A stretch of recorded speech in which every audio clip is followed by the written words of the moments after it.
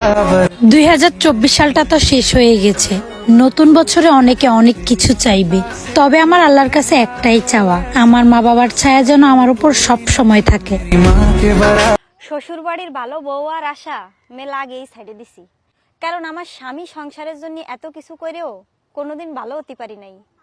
আর সেই জায়গা আমি তো পরের মায়ে, কলিজা কাইটে দিলিও না কোনোদিন ভালো হতে পারবো না।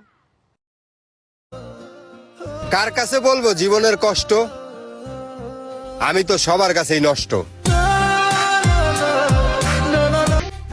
নাটক কম করো প্রিয়, অনেকদিন পরে একটা ভিডিও ছাড়লাম, লাইক কমেন্ট শেয়ার করে দিও।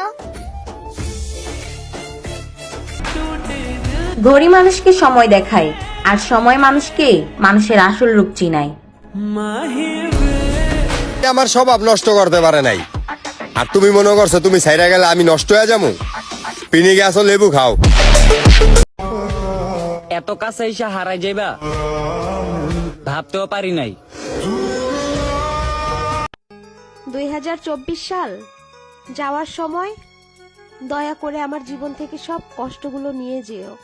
2025 সালে আমাকে একটু হাসতে দিও। গার্মেন্টে আমরা ছেলে মেয়ের একসাথে কাজ করি দেখা আমাদের নিয়ে যারা বাজে কথা বলে তারা হচ্ছে শয়তানের দালাল, কারণ আমরা এই গার্মেন্টস থেকে যেই টাকাটা কামাই করি ওটা পুরাটাই হালাল।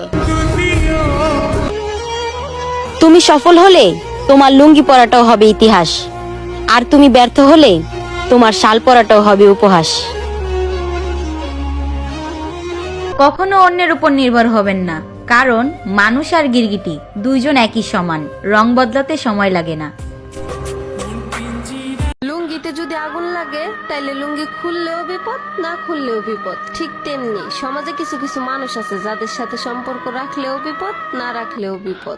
ধৈর্য ধরাও শিখলাম, মানিয়ে নেওয়াও শিখলাম, নিজেকে সান্ত্বনা দেওয়াও শিখলাম। শুধু শিখতে পারলাম না মিথ্যে অভিনয় করে মানুষের মন জোগাতে।